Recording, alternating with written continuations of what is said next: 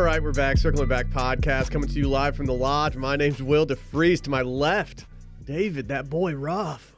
I just showed Will the video of the guy in his garage get attacked by a squirrel. He fucking just ran up on him and went after his face. Yeah, squirrel comes at you. What you doing? Did you see the video of a tarantula in Australia attacking its attacker? No. What was its attacker? Just a person who was in the bathroom trying to kill the spider, and it came at him. You know, the tarantulas are harmless as far as like venom to humans, I believe. Are we positive on that front? Yeah. When I was a little kid, I was actually just like sitting at home around Christmas time, and like there were these two dudes, and they wouldn't fucking leave me alone. Like they just kept on coming to my house, trying to rob me, like doing stuff. And so finally, Were they like bandits? dude, yeah, it was weird. Like Yeah. they kept on trying to turn my sinks on, and then finally one day I was like, you know what? I'm out on these dudes. I'm gonna mess with them. Right. Where And were I- your parents? Dude, they were in Paris. Okay. I thought, wow. I So could this see the sounds- bit coming full circle before, like the wheels were turning in your head. You almost had to stop yourself from laughing because it was Yeah. too perfect of a. Then I just put the tarantula on one of their faces. Yeah. That's a weird way of stopping a home invasion. As again, they are not dangerous to humans. They are gross and scary. They do have a mild, painful bite. Sure, it wouldn't feel good, but it's less than a bee sting per Yeah, sources. per source. What if you're bee sting off the Riesling? I mean, I didn't really think about that. How many cockroaches do you need to see in your Oh, place no. before you get nervous? Before you have to do something about the cockroaches? One. I don't want to talk about it.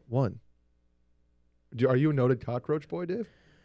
I don't know what that means. Like, am I afraid of them? Yeah. I don't. They really gross me out. I kill them. I'm not scared. Correct. Yeah, I crunch them. But I don't. When I see them, it's like it triggers a visceral response, much like queso. Is that because you were conditioned to believe that they can survive nuclear attacks? No, that At a doesn't young really age? bother me. But that's their business if they are able to survive said attack. Because they definitely can't survive a good swat with a boot or a Right. shoe.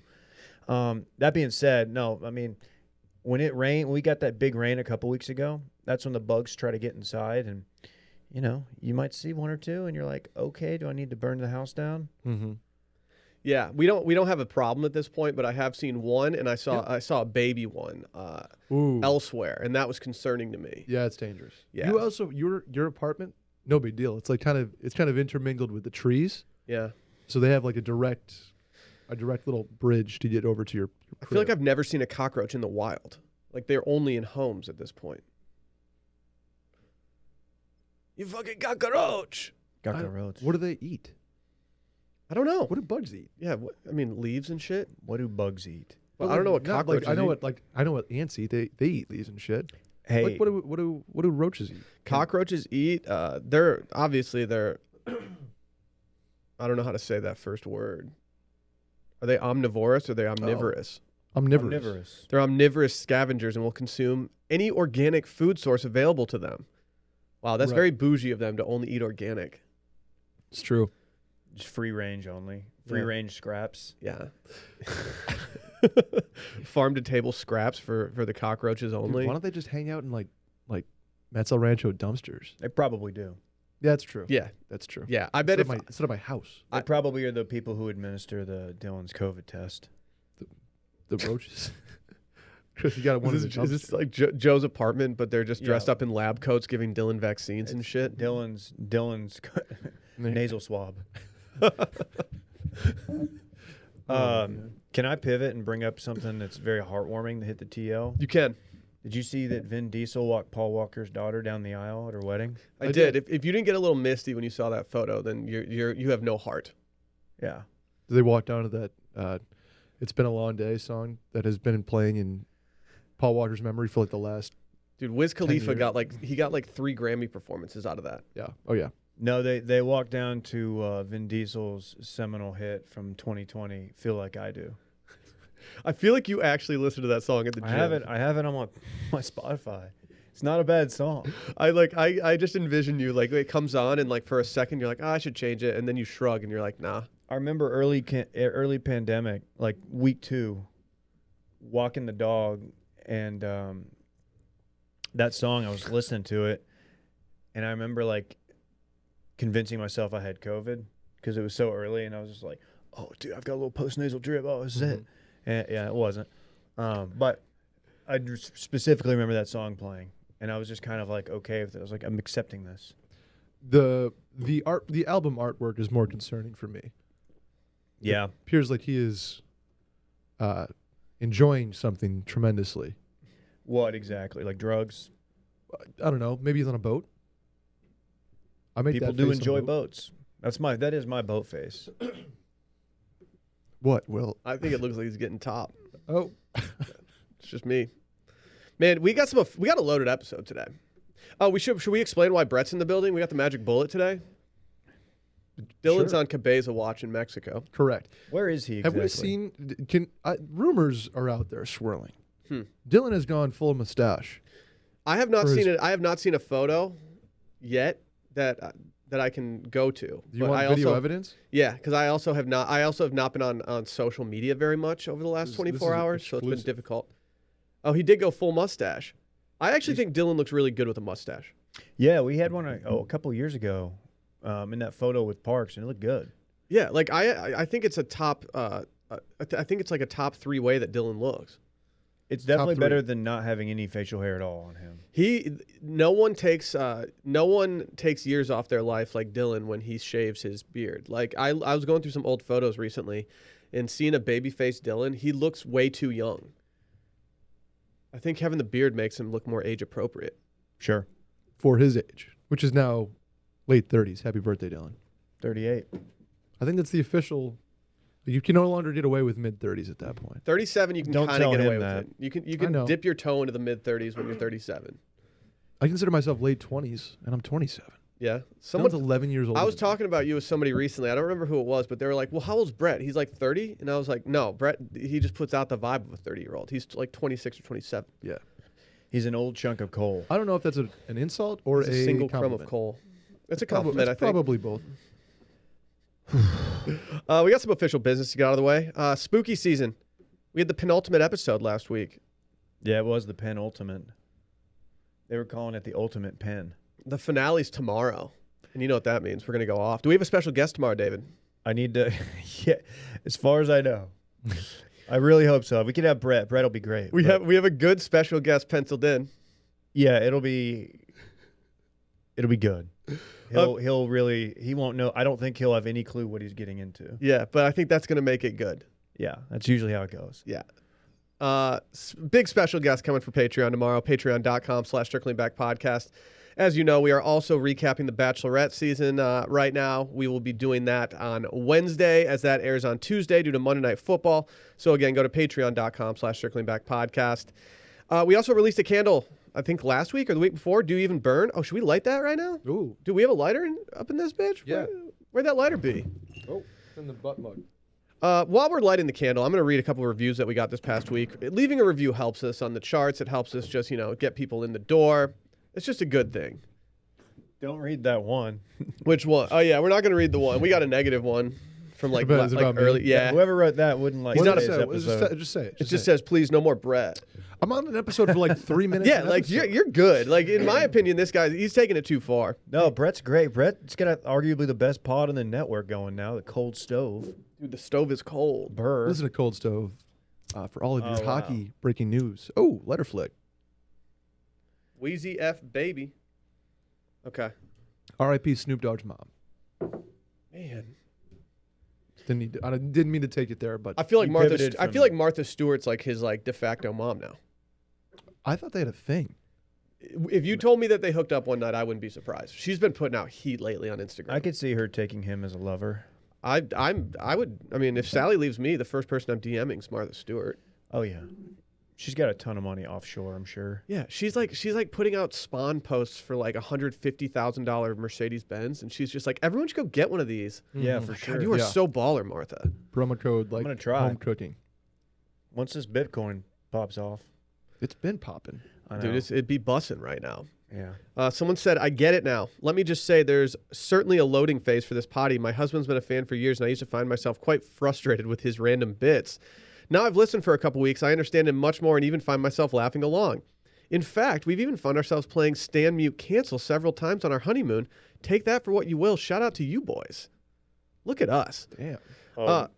We also had someone say, found this podcast because of Will and Scary's shouts.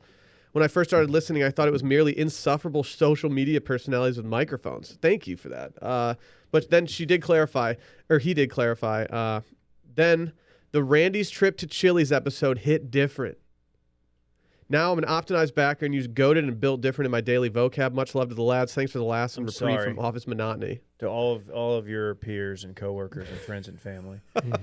Guys, I got news. New Datum on Twitter, @NewDatum, just got a post off. Cool Adam, dude. Yeah, Ghoul Adam.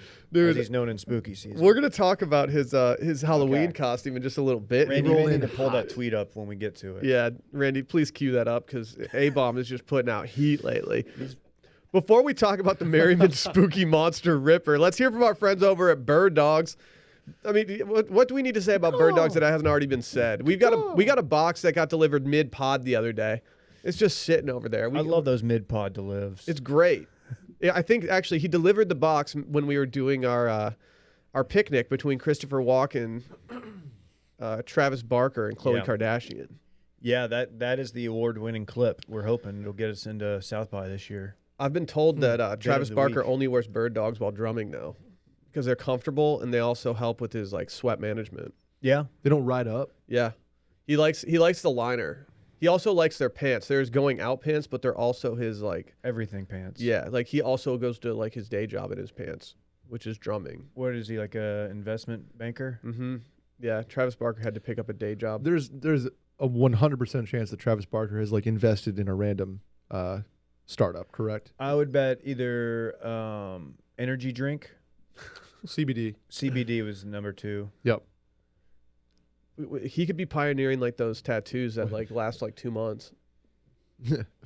I know those well. I'm thinking about getting the Bird Dogs logo tattooed on me because I have a bird dog myself. Odds. No. Odds. No. If I've learned anything from this pod is that you can't do odds.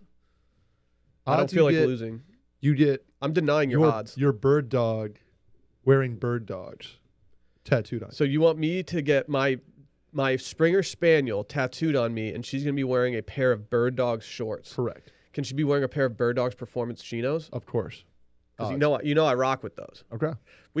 I'm going on vacation Thursday, not to ruin this weekend and fun for Wednesdays, but I'm going to Mexico, and I was told that we have to dress up for dinner every night. I will be bringing my Bird Dogs pants, as they are comfortable, moisture wicking, and they travel perfectly. I love it. You can get joggers now too. Look, they're doing it all right now. And if you go to birddogs.com and enter promo code STEAM, you get a surprise at checkout. Everyone loves surprises. That's birddogs.com, promo code STEAM, and boom, a surprise at checkout. You will never take these things off, I promise you. Even a shower. As you guys know. Remarkable in pools, by the way. Oh, yeah. Oh, yeah. Whether it's their swimsuits or their shorts, I'll wear either of them in the pool. I don't care. Yep. I'm a bad boy. Correct. Brett, we had the Merriman Spooky Monster Ripper on Saturday night. Right. We're going to forego just doing a general this weekend in fun because recapping this weekend in fun because I think that this commands just a general discussion. Yeah. No, I don't know if you saw it was upgraded from the Merriman Spooky Monster Bash to Merriman Spooky Monster Ripper Thursday afternoon after reports were coming in that it would be in fact a Ripper. I think it delivered on that promise. Sure. I spent all day Friday purchasing things, all day Saturday setting things up. So I had a blast. I don't know what to say other than I don't want to chronologically take you through the evening. Here, I'm going to ask you some questions. Sure. Out of all the appetizers, which ones do you think were the most popular? Well, the pigs in a blanket and scallion onion jam brioche bites went immediately. So I'm glad you brought those up. That was going to be my first question. I didn't know what the flavor was within those. I didn't know if it was like a goat cheese of some sort or something like that. But those brioche bites were hitting. Yeah, those hit markedly differently. Yeah, so I showed up at your place almost directly from the golf course because I played in a LLS charity tournament. Shout out to our friends over there, Central Texas LLS Society. It was a great time. Anyway, didn't really have time to eat dinner. Went home, showered, put on my costume. Just showed up over at your place.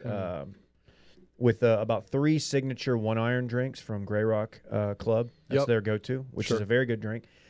I did have a pulled pork sandwich at some point during the day, but no dinner. So I just posted up next to your tray and ate the little pigs in a blanket. I ate like 12 of them. Did you? Then I had a cookie, and then I had something else. And then I had the old-fashioned that you made me. That pretty much ended my night. Dave, I saw you drinking that old-fashioned for like an hour and a half. It was one of the stiffer drinks I've ever made. He gave me the cool, the nice glass, too, like the Mad Men style glass. Well, you were wearing your costume, Dave. I knew it would be. I said it from day one. He showed up as Armand, and he went and freaked it. And you're right, I did. A lot of good costumes. I was a big fan of yours, even though I didn't. I couldn't look at you. Yeah, making eye contact. That was the general sentiment. Was just like I don't know. I know what you are, but like I'm uncomfortable with this because like you could have had like one misstep in life and ended up like that's you. Yeah. No, I when I put the to-dos on, my whole mindset changed that day at about 12:30. I went to Target to get a few last second items before the Ripper, and with the to-dos on, and tattoos for those that don't speak British. I was stopped multiple times in Target by tattoo guys. Yeah. Who were like, dude, that's sick. Where'd you get that? Can I see it? Because I went in short sleeves. I'm like, yeah. Hold on. It looked too real. And Did you tell him? The fact I told him I had to because I don't want to like appropriate stolen their culture. valor. Right. True. That's a good choice from you. You don't want to get run up on by some dudes that like think you're jocking their swag. 100%. But I did say, oh yeah, of course you can take a look. And then I gave him the satisfaction of like, oh, that's tight. And I was like, well, they're fake. But what day this week? What's the over under on days this week that you're gonna have those fully removed from your body at this point? I mean, is it even this week? Well, it had like I'm going to a wedding next weekend, so I kind of have to. I know, but like I don't have faith that they're gonna be totally gone by the time you go to the wedding next week. I don't either. There's gonna be specks all over the place. Did you say who you were? You were Machine Gun Kelly. Machine Gun Kelly. I kept it a secret as long as I could, and Caroline was Megan Fox, and I think it delivered. It was a great couple's costume. Great costume individually and together. Dave, I feel like we can't give the award for best costume to the actual host of the party. That's fine. I think that's like hosting the Oscars and giving yourself like best actor or actress. Right. I will say that both Dave and intern Klein both said they wanted to fight me based on my costume alone. Yeah. If I saw you at a bar, I would be like, we need to get as far away from this guy as possible. I think it's a good thing, though. I think that means the costume transcended time and space. It did. No, you became the costume. Right. The black tongue put it all together. That was uncomfortable. Randy won his Kohl's cash. In his defense, he did try for a different costume that has not arrived yet due to the international shipping bottlenecks. Yeah, the choke point. Right. I'm surprised. Like Dave had a custom name tag. That was getting that here in time was. Yeah, that was tough. What cost more, the name tag or the shipping for the name tag? The name tag was like $16, so you guess. I'm gonna guess the latter. I want to give out a shout out to them because Office Sign Company, they were great, and really, I was like worried because I had a backup costume, but I was like messaging with their customer service people, and they were very forthright, and they were like, "We're gonna do our best. You need that, because originally it was going to be like 8 to 9 days, and of course I waited till like 2 days before the party. And they recognized what I was doing. They're like, love the show. This is going to be a great costume. We're going to do our best to get it to you, and they did. No shit. That's honestly like good for them. I will 100% go to them if I ever need a name tag. Honestly, they do signs and they do name tags apparently, and it looked phenomenal. They did the logo. They did the lotus. I sent them a vector file. Are you familiar with these? Yes. Wow. That's big time. Well, I sent them one. And you had a pin too. How did you acquire the vector file, Dave? I don't know if I found one online and then I just dragged it to my home page or my what's it called, desktop screen, and then I just put it in an email. Like, no offense to you, but like you just don't have the vibe of a dude who knows how to work around a vector file. I didn't. I was just praying that they wouldn't ask for a higher quality photo. Based on how you just described how you got them the file, I don't think that you actually got them a vector file. I think that they probably had to make something out of that. But like that's cool of them to know. I'm glad you shouted them out because it sounds like they actually deserved it. They were great. And then the lapel pin. Yeah, that was an Etsy find. Well done, David. Well done. Your costume was spot on. And the reason that I was so happy about it was the name tag. Without the name tag, it wouldn't have been a bad costume, but that made it like the perfect costume. Yeah. Thank you. Normally the name tag is not what you want on a Halloween costume. Right. But in some scenarios, when the character you are doing is wearing a name tag in every scene, you got to go name tag. Mm-hmm. And not, you know, when specifically you don't want the stick on, write your name in a Sharpie. Correct. That shows that you put no effort into your costume, or it's just so niche that not one person will get it. We had an old intern. I'm not going to name him because I don't want to expose him right now. But he wore a button-down shirt to a Halloween party one time, and then had a stick-on name tag that just said John Mayer. Wait, who was that? Was that Evan? Like, dude, what are you doing? Were we with him? No. He just posted online, and I remember it was like after his internship, and I was like, dude, you can't do that. Was that a bit? I don't know. It might have been a bit. The bit is like he looks nothing like John Mayer. He was like hoping that you would roast him so that he could get like some followers out of it. Well, maybe now, Yeah. 3-4 years later. Maybe even 5. 5. We're old. My favorite costumes of the night were Dave as Armand from White Lotus. Yep. Phenomenal. Intern Klein's girlfriend was a very convincing Tomb Raider, Laura Yes. Croft. Yep, Laura Croft. Barrett and Laura of Club Cool fame, they were a very good throwback to the 90s as Where's Waldo and Carmen Sandiego. Boy, that spawned some Carmen Sandiego talk. Dude, the whole squad was like loving Carmen Sandiego. Just when you think you got her, next thing you know, she's in Paris. Mm-hmm. Like how? I heard that the reason that she's jumping all over the world is that she has an immortal snail that's just chasing her. We're not doing the immortal snail. We're not doing the hypothetical. We're not doing That's it. why, though. Because she's got a snail that's just constantly looking for Randy's her. nodding over Let me there. also shout out Mr. Worldwide, Drool Adam himself. Yeah, so can we get that? yeah, we actually have a photo of Adam who absolutely crushed his Mr. Worldwide costume. Dude, I love how he was feeling When himself so much that he was like, I'm going to tweet this too.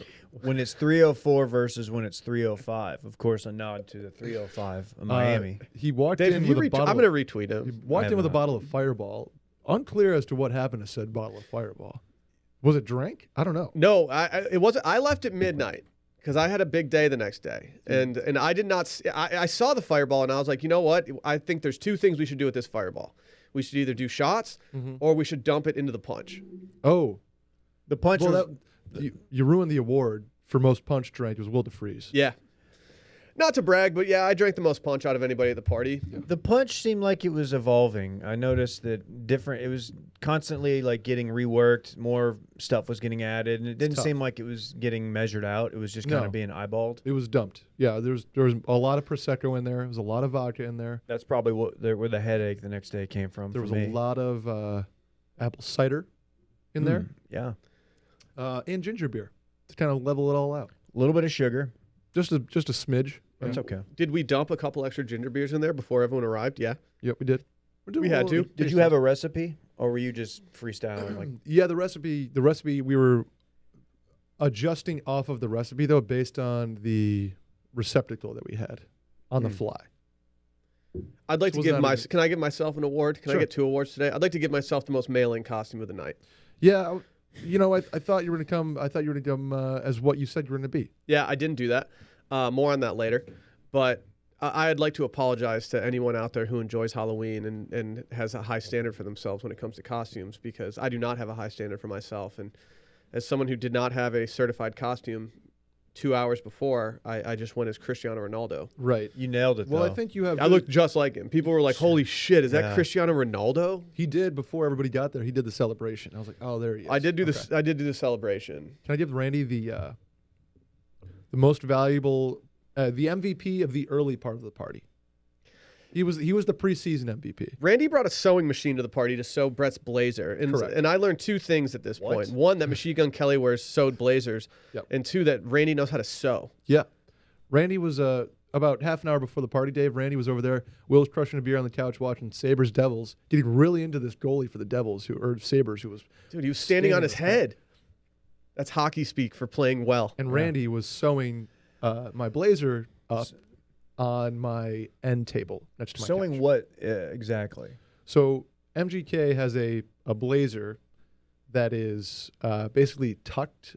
Instead of going like the kind of the lapels, I guess you could call them, instead of going down towards his thigh, they're tucked underneath, so the blazer kind of hits at the hip. Okay. I had a white blazer with the lapels just hanging down, and I needed them to be tucked. Oh, okay. Randy, turns out, has a sewing machine that can do just that. I mean, what can't he do? Right. So he came over with his friend Jason. They iced us, Will and I. Oh, yeah, me too, later on. Yep. And then sewed my blazer up. Yeah, Jason was a kind of old newsboy, right? And instead of newspapers, he had a bag full of Smirnoff Ice. And at one point, he just starts shouting in the middle of the party and runs over to me and hands it to me. Yep. And I was like, okay, I guess I'll drink this now. And I did, and I felt very bad the next day. Correct. See, I needed something to kickstart my night, and getting iced was literally the perfect thing for me. Yeah. I was feeling a little down. I was a little tired. And getting iced was a pleasant surprise. And I was like, you know what? I need an excuse to chug a drink right now because I'm entering this party with low energy. I'm not happy with myself. I got to figure it out. I also learned something at your party, Brett. I learned how to play a game called Stack Cup. Oh yeah, that was a lot of fun outside, huh? Y'all were getting after it outside. Dude, that game's fun. It's essentially Oh. speed quarters with just cups. Correct. And Yeah. increasing difficulty as it goes around. Yep. Part of the reason I liked this drinking game is because I didn't have to drink anything. Oh, you got lucky. I got lucky. Yeah. Well, Yeah. some call it luck, some call it skill. Sometimes you get lucky. Sometimes you end up drinking like 12 sips of beer because you get a high stack, and that people just keep owning you. I felt good about my skills in that game. I very much enjoyed it. Good. I would say the Brett Merriman Spooky Monster Ripper was a rousing success. Yeah, I think it all went well. I think the decor, if I do say so myself, was pretty spooky, pretty well done. I'd like the I was really I didn't notice it until later in the night, like how much spider web was being utilized. correct. Yeah, there was a lot of cobweb. It's like being a No Doubt video. Did you? No doubt. Did you leave it up?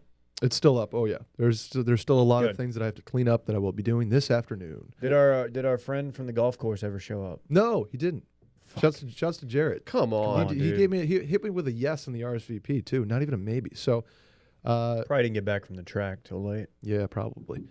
So, all in all, pretty good. I'll give you the MVP of the postseason, if you will, the late half of the party, to one Dan Regester, because Dan was on my couch with myself and Randy till 2 a.m. watching the end of the Zozo Championship with Hideki Matsuyama because he had a substantial stack on that. Correct. So, I knew that was going to happen. The minute he told me that he had money on Hideki, I was like, "Oh, that's on right now." And then I was like, "Oh, you're gonna stick around here and watch it till the end." Yeah. he sure did, Mm-hmm. which was fun, which was fine. We just kind of cleaned up, and Dan was on the couch. He won by it was a significant margin, right? I think it was 2 strokes. 2 strokes. Okay. So it was Over Cam Tringali. Yep. I don't know. I remember Dan just being like, "Fuck Cam Tringali." Yeah. Cam Tringali. Yeah. Not a fan. not a fan. I think the queso was a hit as well. I just want to put that out there. That was the It last was a second hit. decision. Was it Tostitos? No, it was Velveeta. Okay. The classic Velveeta Rotel, the Texas. At any point, did you worry about neighbors calling the police? No, I think it's because the neighbor below me has a bunch of spooky decor on their balcony. Okay. And Maybe the they neighbor wanted to next come to up. me is like our age. So as far as I can tell, I've never interacted with him. They get it. Yeah. They get it. Okay. So Yeah, I think 'cause all in all, good time. Yeah, the Stack Cup or whatever y'all were playing out there was quite rowdy. Yeah, was I was that? expecting to get a call after that game. It was rowdy. Hey, we got a new sponsor. Oh, really? New sponsor alert. There we go. Thank you Oh, for just doing as that, good. Brett. I would say it might be better. Arguably. You know what's really awesome? Getting a new phone. Mm-hmm. Dylan got a new phone. Mm-hmm. And one of my favorite things about getting a new phone is being able to go buy new accessories for said phone. And guess what? With Nomad, you can do just that. Meet Nomad. They started as a Kickstarter project in 2012 with the goal of building ultra rugged and minimalist tools for the 21st century Nomad. And guess what? They've done just that. In the past 9 years, they've expanded to offer a wide range of mobile accessories to fit any need. Nomad uses leather from the Horween Tannery in Chicago. Can you imagine using leather from literally anywhere else? Could not be me. Couldn't be me at all. Leather accessories develop a rich patina with time that look great, and it's completely unique to you. If you just got a new iPhone 13, Apple Watch, or you're thinking about getting one as soon as you soon, you should really check out Nomad. They have some great looking cases and bands. They've got stuff for pretty much everything out there that Apple makes. It's wonderful. Their cases have a 10-foot drop protection. So unless you're 11 feet tall, you're probably not going to have to worry about too much. Sure.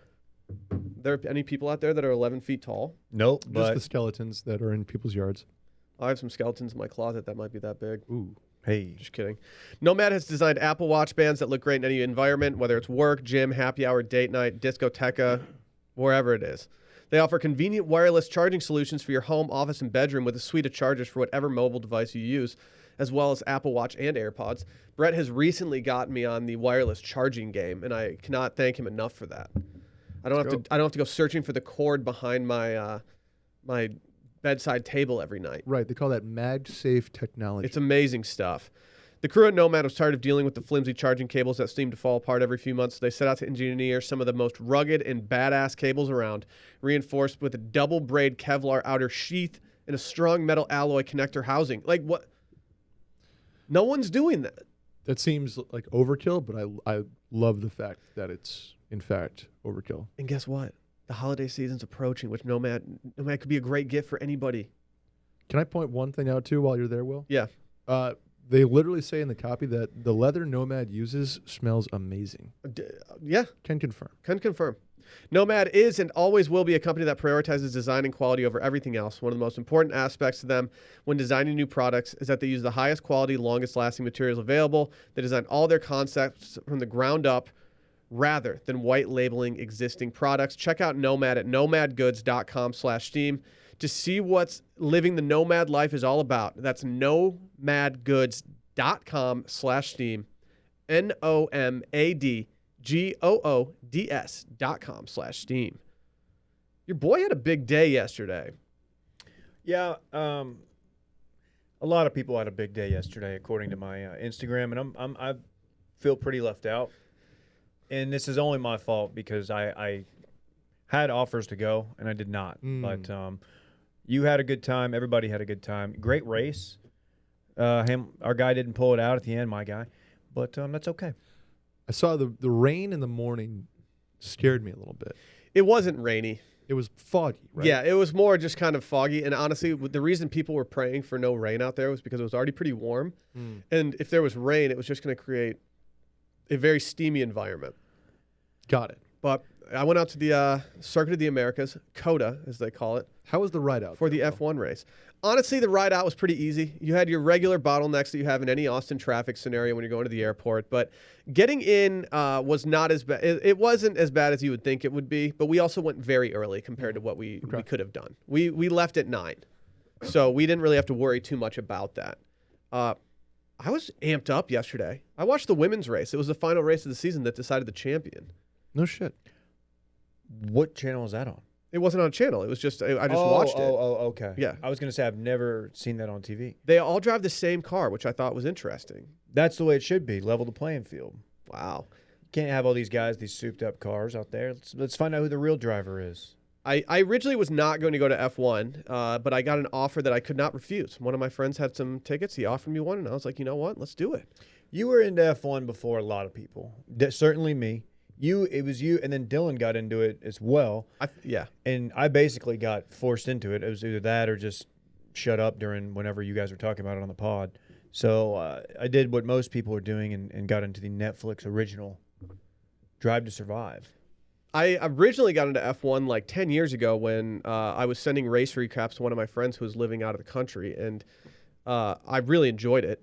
And I kind of took a couple years off. Didn't really follow it too much. It's a big learning curve, especially before Drive to Survive existed. Like going out and finding all that information about the drivers, like doing everything, it was much harder to get into the sport. And now that Drive to Survive exists, it's just incredibly easy. Yeah, It is the perfect solution to the loading phase, which makes us think that maybe we need a circling back Netflix documentary. What would it be? Drive to Survive? Would it be? We're gonna have to workshop some names. No, it would be something dumb like what, all ye faithful, and then it'd come out at Christmas time, and Okay. You've thought about this. Yeah. He clearly has. there's a marketing strategy I have. I knew that F1 was going to be huge this weekend in Austin. It was obviously going to be huge either way, but I knew it was going to be next level because I went out Friday night and everywhere just had a bunch of like rich dudes who were very mediocre looking. And all of these rich dudes who were very mediocre looking were walking into restaurants with women who I will say are out of their league unless they are very younger. rich. Yeah. It was a very funny dynamic to watch, to people watch from afar. And I truly couldn't get enough of it. Man, the people watching it like the Wu Chow bar had to have been just amazing. Unbelievable. Oh my God. Any celebs in town? Anybody notable? Noted gossip Instagram account Dumois. I think the only reason that you and I are familiar with this, Dave, is because of our wives. But they noted that Serena Williams, who I think is the GOAT, Sure. was eating at Matt's El Rancho. Oh yeah, okay. I would like to know her order. That would be a fun sighting because I want to see like how much of a little bitch I look like next to her. Right. Yeah, she could beat me up. Easily. Like Matt's El Rancho must have been a disaster. Probably. This weekend. Wait, somebody tried to go Friday. Was it Klein? No, somebody tried to Klein go. went. I don't know how. Klein. No, they Set- pivoted. They Oh. went and then they ended up going to someplace over here in Westlake. it was Klein. He tried to go at 8 o'clock and it was a 2-hour wait. Which, dude, What are they doing? even without You F1 have in to. town, you can't go 8 o'clock Mats and not expect to wait 90 minutes. 8 o'clock might be the time when it starts to the I think First wave dies down? 7:15 is the time when your wait is the longest. I feel like by 8 you might start being on the decline. The intern decline. Ha. That was good. Rory was here. I didn't see. He didn't hit me up about going to the race or anything. For F1? Well, yeah, Okay. for F1. I did not see noted F1 influencer Formula Bone out at the race. Unfortunately, we were in different spots. So being out there, this isn't a place where like if you and J Bone wanted to meet up and he's on the other side, like it's not easy to. It's not like you walk over a concourse and you're there. It's one of the weirder. It's like one of the weirder live events to go to because there's really no. There's no stoppages unless there's an accident or something. But there were none yesterday. It was a very clean race, and so even though the race started at 2 p.m., I was home with my son at 4:55 p.m. last night. How long does the race take? It was 56 laps. Because that's really impressive. It was very easy. As someone who waited for about an hour and a half for an Uber after a Sturgill concert at the same venue, I don't know how you made it home so quickly. It was wonderful. I will say I was amazed by, I guess they recently did a poll, and I guess Max Verstappen has officially surpassed Lewis Hamilton in terms of popularity. And points. And if you watched it out there, the crowd was so into him compared to Lewis. Where we were sitting. What's the draw? He's not charismatic. I mean, I know Lewis isn't necessarily, but like, it's not like he's just some Verstappen? kind of yeah. I think the draw is that Lewis was so dominant for so long. He's just a different dude. That now we have someone new that's challenging him for once. He's young. He's good looking. He's on a hip team. Okay. But he already said he's not doing the next season of Drive to Survive. Verstappen? Yeah. He's just going to be like in the show and not part of it? He's out of it. He's not doing it. That seems weird. I immediately want to like attack him for that, but I bet it's very easy to lose focus if you're doing that. Like you think about like if when the PGA Tour is doing something like this, I don't know to what they level. should. Like think about like if in Tiger's prime, there's no way Tiger's giving him that access. Correct. No, because but he's too much of a serial killer. Well, allegedly, I will give once you just get to the track, access granted. When I leave, we're out. Who's the other Right. Red Bull driver? Chico Perez. Perez? Will he be giving them access? I don't know. Okay. All I know is that Verstappen came out and said nah. Hey, if you're the folks over at Haas Racing, what are you doing? Why do you pay millions of dollars to come in last every race? It's the American way, man. It's Are an they American the team. lone It's American the American team? way. And there's no American driver, so it's like you can't even market that. It's just these like millions upon millions of dollars to come in last every weekend. The amount of money that goes through F1 is that's part of the reason that I'm so intrigued by it, because it's just insane. If you look at the wings in front of the car, if you get a damaged wing that you can't use anymore, that's $500,000 out the door. We looked it up yesterday. It was like, oh yeah, it's between $400,000 and $500,000 for new, like, I mean, I'm probably using terrible terms for these things. I don't know what they're called. Red Bull. Yeah, I don't know what you're talking about. The front of the car. Oh, the front. Yeah, the little. Oh, okay. The wheel protectors. Thing. Dude, F1 dudes are just sitting at their desk right now, just punching air. What the No, I'm sure they'll let us know. Yeah, I can't wait. But dude, you and Dylan are the F1 dudes to me. So if y'all aren't right, then I don't know who is, man. I don't know who to trust. I don't care enough about F1 to like get down to like the nitty gritty of like learning the different parameters for the cars and stuff like that. It's just it doesn't interest me on that level. Why? I just want to see them going off on yachts in Monaco and stuff. Right. With DRS specifically, why don't you just like use that all the time? Because you have to be within a certain range of the driver in front of you in order to use it, and they have certain zones that you can use it in. 1 second or less. Thank you for asking a question that I actually know the answer to instead of a question that I have to punt on and get ridiculed by some anonymous account. Can I ask a question about the guy who I feel like is maybe that was their most marketable this weekend? Yes. Ricardo. He was the hat guy, right, all weekend? He was wearing the cowboy hat. He seems like he's down to do bits. He is. I think he's smart. I think he's smart, and he knows that if there's one way to impress people, especially in Texas, it's by just leaning into the whole Texas thing. And he did an entire interview with a Texas accent. Oh, it was pretty funny. It was entertaining. I think that he's a little too much, and I think I've said before that he puts out the vibe of a dude who has never had someone in his squad not laugh at his jokes. Like they're just obligated to because they're in his squad. A lot of yes men hyper around him. famous. Yeah. Yeah. And so it gets a little old, but honestly, when they were doing the driver parade yesterday before the race, and he was there getting interviewed, and he was wearing a UT basketball jersey tucked into some jeans with a giant belt and a cowboy hat on, I was like, you know what? I can flex a little bit right now, and I can actually like Ricardo instead of hating on him like I normally do. Okay. He did impress me. He won me over a little bit. Okay. He had a little beef, right, with signs? Yesterday? Yeah. I don't know. It was hard because like maybe a bad pass or something. They play all the audio. So if you've ever thought about how they do an F1 race, it's confusing because it's like, well, what, you get to see one turn? Like how exciting can that be? They have TV screens that they show the TV coverage on, which is cool, and then they absolutely blast the audio from the television coverage at the track. So you have the intel the entire time. So we knew that with 3 laps left, Lewis might have caught Verstappen. And so we actually understood what was going on. If they didn't have that audio pumping in, you'd just be completely lost the entire time. I'm imagining a football game where you're watching a Cowboys game, and Tony Romo's audio from CBS is just blaring throughout the stadium. It's just incoherent rambling. It's the one sport where I think it's an absolute necessity to have in game. Yeah, because you can't see everything. And you don't know when people are pitting. You don't know anything. Like sometimes people would come around and be like, "Wait, what happened there?" Dude, at one point, and I guess this doesn't happen at every stop, but it's in the middle of the race, actually toward the end of the race, and I'm watching, and all of it, they just cut from it, and hey, there's Ben Stiller, and they just show Ben Stiller, and then they go back to that's it. You're like, okay, yeah, it was Ben Stiller. That's Dude, we got some George Lucas yesterday. They showed the Lucas. Really? I wonder. And Shaq. Shaq got a lot of play. Somebody rented out. Shouts to Fix, my favorite spot. Somebody bought out Fix from 2:00 on Saturday to close. Love that. And I need to know who. I can't believe you didn't get the low key. I'm surprised they didn't give you a uniform that you could have gone and put on to just be at Fix and not have to worry about it. You need to get the scoop from your I'll get the scoop. your contact. Yeah, please get the intel. I will get the scoop. At this point, it's just contacts. I basically work there, Dave.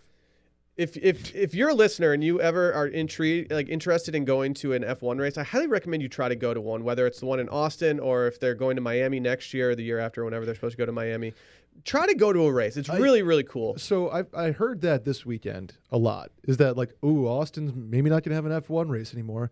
If you're F1 and you see 400,000 people come to Austin for the weekend and it goes relatively smoothly, why would you not just put Austin on the calendar every year and maybe have 2 U.S. races?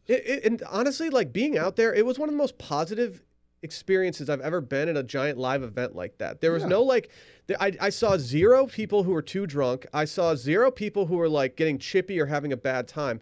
Everybody was just pumped up and having an enjoyable time. I saw no riffraff going on. It was great. He wasn't there? No fights? No, I saw nothing bad happen out there. Okay. Is riffraff still alive? I don't know. Billy Joel did the Saturday performance after qualifying. I didn't stick around for Kool and the Gang yesterday. Billy Joel did it performed? Yeah. Holy shit. He's the piano man. Yeah, I'm familiar. That's a Where do all that's a these big people- get. Billy Joel. Billy freaking Joel. We like I love Green Day. if the Merriman Spooky Monster Bash was not happening, the downtown would have been a great place to just like post up and see who's walking around. Did you do your spot this weekend? Your membership spot? I didn't do anything this weekend besides go to F1 and get drunk. Did you not go to the bar No. and see who was there? I don't think there's like celebrities. I don't think celebrities are going out this weekend. I think it's more just like the rich people who just follow F1 races around. It was a cool thing for people to be wearing like gear from other countries. Mm-hmm. Ooh, I would have crushed in my Slovenian national jersey. But this is like from F1 races in other countries. They have like special hats for every city, and so you'd see people wearing one from like wherever it may be. So go ahead, Brett. I'm just there's F1 groupies Mm-hmm. that travel the world and watch every race. Probably. That's crazy. You got to be loaded to do it. Oh yeah. Can I say that you mentioned going out like and posting up on West 6 or wherever downtown. So I've been to West 6 a couple times in the last month. And I think the pandemic has finally done it. I think it even though we're back to normal-ish for the most part here, I think I'm officially aged out of it. No. I'm Dave. officially I am. Dude, sitting at Star Bar was a lot of fun because of the group we were with. But looking around and seeing like all these, what I assume to be were UT kids in their burnt orange polos, like clearly just came from the game, dejected, might I add, and just like hanging out. I'm like, dude, I don't need to be here because Star Bar and these other bars on West 6. That's the reason you go to West 6 is because you're not running into these kids. And it's not that they're assholes. Some of them are, but it's just that I feel like they're looking at me like I used to look at older guys at the bar and be like, oh, what's this guy doing? Yeah. What's he think he's doing? I felt old. Damn, I felt dude. old. The only reason I was there is because we were hanging out with Duda and stuff. But I did feel old the entire time we were there. And I love that area. Woodrow's, I will never give up on Woodrow's. I will continue to go to Woodrow's. But Parlor's done. Parlor's done. I'm What not going about into Parlor. Rustic.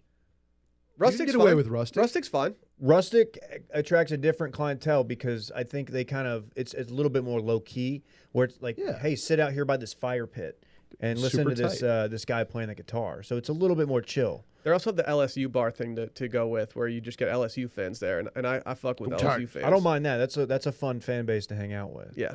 But I don't mean to bring it down, but that I kind of had that feeling, and I didn't like it because I'm not like as old as Dylan. You know what's gaining in popularity though for folks that are older, like yourselves, is the Okay. Thank you. offshoot bars right off of 6th for Yeah, I like Bee's just- Knees, for example. Still too old, I feel like. No, that Bee's Knees is like you can be like. Oh, 60. trust me, as someone who went to Bee's Knees a month ago, I am definitely too old for that bar. Really? Yeah. I felt intimidated. I think you guys just need more self confidence. I think you're maybe right on that front as well, but like also I'm old. I don't feel old. You don't look old. I don't feel like I look that old. I probably dress younger than I am. But that being said, that scares me more because then if they realize that I am in my mid to late 30s, and they're like, oh, cool, trying to be young. What are you trying to do, man? Trying to find a college girl or something? Like, no, I'm just here with Duda. Yeah, I'm just chilling with Duda. He is the Wolf of Wall Street. He is the wolf. True. I think also True. Dirty has He is Jordan lessened Belfort. in popularity. Wouldn't know, and we'll never find out. Correct. I think Dirty's gotten. Where Dirty's kind of jumping the shark a little bit, so people are moving to. Where did Cool Adam go post? Because he left a little bit early. He had Yeah, something he up had his something to sleeve. do. He didn't dress up like Pitbull to hang out with a bunch of 35-year-olds. He dressed up like Pitbull to go absolutely mob. Just the best skull cap bald guy wig I've ever seen. It just nailed it. It looked real. It looked like he was about to go as Carl Havoc and go take someone's tray. It's a joke for Will, not for Brett, because Brett doesn't enjoy the show. Sorry, Brett. Can we hear from our friends over at Trade Coffee? Sure. We get almost everything delivered to us these days. Why should coffee be any different? Let Trade bring the best coffee right to your front door.